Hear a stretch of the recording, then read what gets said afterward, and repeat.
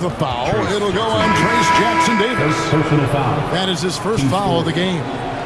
And here we go with the coach's challenge. Not surprised in a competitive game like this. And he's disputing the personal foul call. Video review.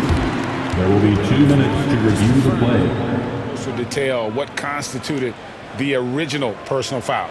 Getting a different angle can sometimes make it a lot easier to determine. Indeed, and the one thing with replay review is that when you see the slow motion replays, you really get a new appreciation for just the immense speed at which these players are moving and how fast the action really is and how hard it can be sometimes, Greg, to make the right call. And so the word is in. They've decided that the call stands as it was made on the floor. And, even if a coach still feels this wasn't the right call, you got to acknowledge the effort being put in to reviewing it. The double checking, and the game continues on. And while we've got a moment, let's send it over to our terrific reporter, David Aldridge. David? Kevin, thanks. Darius Garland, the son of former NBA player Winston Garland, said that he was a sponge growing up listening to his dad. He hung on every word about playing point guard. Darius says, I learned the little things much quicker. He taught me at a young age to change gears to keep defenders off balance. Kevin? And he's doing it. I love the tricks of the trade you just talked about. Thank you so much. Schroeder against Garland. And it's Schroeder missing. That was a good look for him from mid-range, but just couldn't make the defense pay. LeVert the pass to Mobley. And Mobley throws it down. It's just too easy for Mobley. This man, he's quick off the floor. He's got a 7'4" wingspan. Look, this man finishes the way he was built. Here's Schroeder. And he buries that one, drilling the rim on the way down. Schroeder's got his second basket of the night. Golden State foul. Dennis Schroeder. First personal In a moment here to take a look at the scoring breakdown for the Cavaliers. I've really been impressed with how aggressive they've been inside, looking to capitalize from the paint whenever they can. And I've really liked how they've moved the ball tonight. Because of this selfless approach, they are piling up the assists. Looking at who's out there now for the Warriors. Kevon Looney is checked in for Trayce Jackson-Davis. And Hield subbed in for Andrew Wiggins. Cavaliers have gotten 6 of 11 shots to go down so far. Pretty nice shooting. LeVert. And the first shot of the night for him, missing. Golden State's gone 0 of 2 from deep here. 36 seconds left in the first. The shot by Looney, no good. Cavaliers leading. Garland kicks to Niang. That's good, and it's Garland with the assist. Just such nice vision from Garland there. Part of his role is finding new ways to involve his teammates. The shot by Podziemski, no good. LeVert against Hield.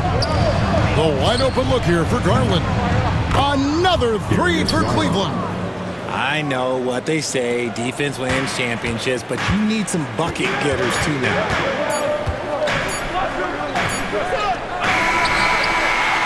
Darius Garland has been leading the charge for Cleveland. He notched 8 points in the quarter and has that terrific basketball instinct on display.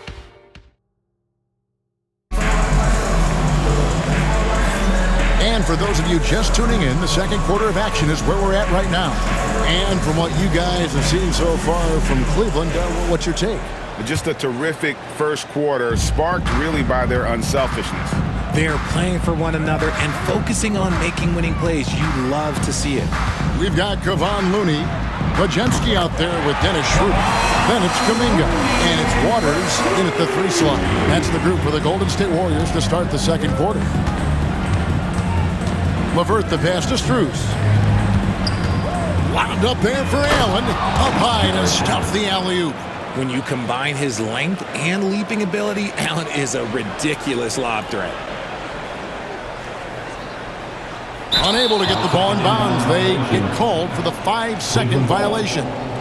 All right, Shams, I know you can't reveal all your secrets, but how do you develop relationships with your sources, the players, the agents, the GMs, the scouts all over the NBA? It comes year after year. This has been something I've been doing for the better course of the last 15 years. So for me, it's about relationships, it's about daily communication, and making sure that I keep the trust, I keep the faith, and I keep a level of respect with everyone that I come across. Relationships are the name of the game, especially in the NBA. Well, that's what I've heard about you. They trust you. So if they're going to confide, they know they can trust you. I would think that would be maybe the core of how you operate. Trust and faith, and that develops early, not taking shortcuts. I'm very much for the long game. Stand. Poked away. It's stolen by Schroeder. Here's Waters. Defended by Allen. Jacks up a three. Count it. And the Cavalier lead has been cut down to just 6 points and the bucket from Waters. And they've got to talk to each other on D there. Miscommunication, and now he's able to make a pay. It's Strus on the wing. Here's Jerome. And a great assist by Allen as that one goes in. Hey, Sean, for the past decade that you've been a major player in the NBA, it's been LeBron's league, it's been Curry's league. Who else is going to take over this league, you think, coming up around the corner? Given the NBA Finals we just had, have to throw in Jason Tatum, Jaylen Brown, and Luka Doncic into the fold as far as faces of the NBA. But Nikola Jokic is so good. He will be one of the guys for a while. Giannis Antetokounmpo, you have to mention him as well. But ultimately, you have to also keep an eye on Victor Wembanyama, the way that Victor Wembanyama could take over the league. And already, so early, was so special. Victor Wembanyama is someone to keep an eye on. Okay, they just passed a note down to me, or Dan here. What about Anthony Edwards at Minnesota? He's another one, right? Young American player who is really making an impact. Anthony Edwards, Devin Booker, you have to consider those two as well. And it's special, the crop of young players that we have coming up in this league. One of them is sure to emerge as this generation's, whether you want to call it Michael Jordan, Kobe Bryant, LeBron James, there will be a face out of this crowd. And we cannot wait.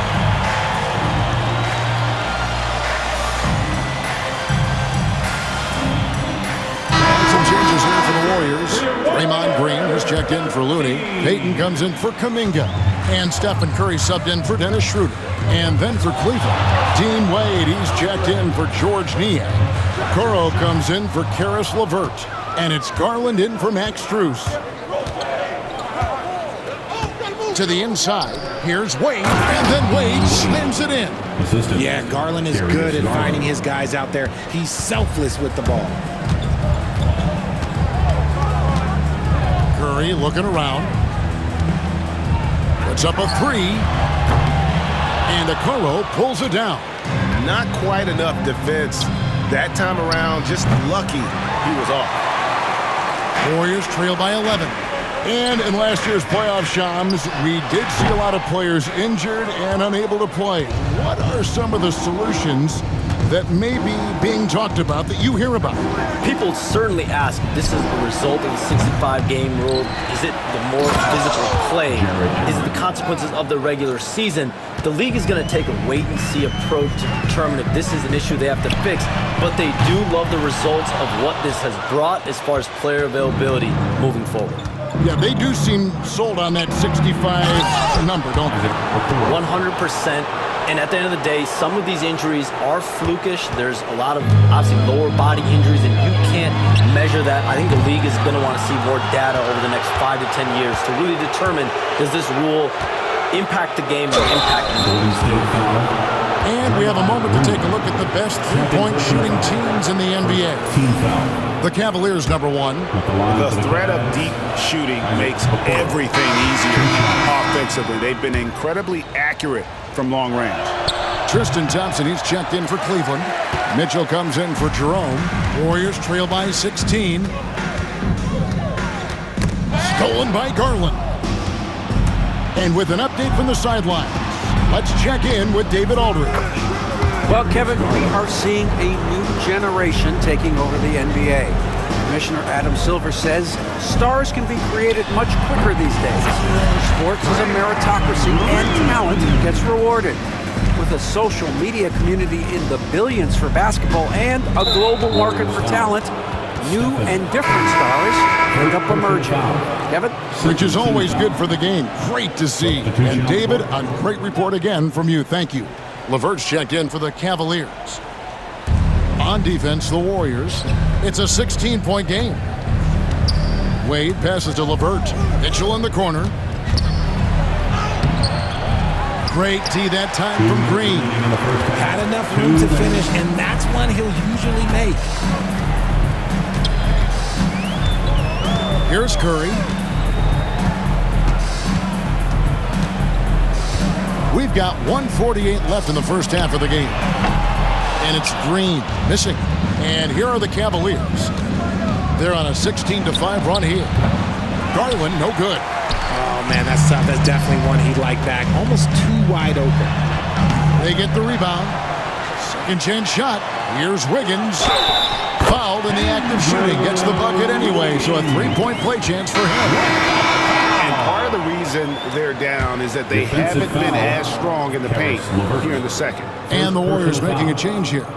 Kuminga's checked in. Cleveland also making some changes. Jared Allen comes in for Wade. And it's Mobley in for LeVert. And Shams, what an absolute delight it has been having you courtside with all of us tonight. Thank you so much for taking time to join us. It has been a true pleasure. Thanks so much for the invite. I can't wait to do it again sometime. I'm honored. I'm privileged. Oh, we are going to hold you to that. Thank you again. Oh, wasn't that wonderful? Easy to see why Shams has so many sources around the game. He's so easy to talk to. Yeah, it's all about relationships at the end of the day. When the conversations come easily, that suits his purpose as a reporter. A nice shot by Mobley. The ball movement on this run has been fantastic and is a big part of why they've been able to get these good looks. Wasted no time on that one. Wiggins has got 4 this quarter. Just a crafty move by Wiggins, pulling up for his shot out of nowhere. And Stephen Curry with the foul. That's foul number 2 for him. That's his second, and I think they'll keep him in, but he's got to be careful. A third, and he'll sit for the rest of the half. And here are the Cavaliers now. Mitchell is double. Allen dishes to Mitchell. He's looking for Mobley and finds him. Hammers the alley-oop through. Yeah, and Mobley's teammates love throwing lobs his way. Why? Because he catches pretty much anything you throw up there. Curry. And misses it off the right side of the rim. Well, I'll tell you what, he's going to buy himself a ticket to the bench. If he keeps shooting it like that, he has been putrid here this quarter. Garland, no good. Well, despite some uneven shooting for him, they're still out in front. Curry outside. Good. Great play by Green to set it up. Curry's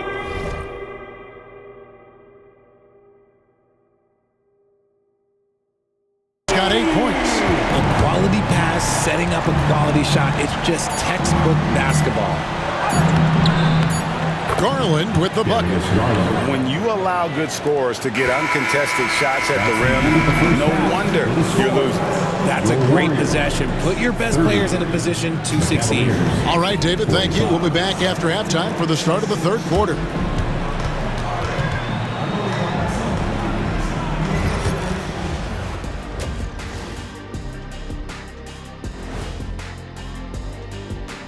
Hello, everybody. I mean, when you go inside and impose your will this way, you're delivering a gut punch. Yeah, there's a... All right, let's switch it over. See what the fans are posting on social media. Okay, guys. That'll do it for our show tonight.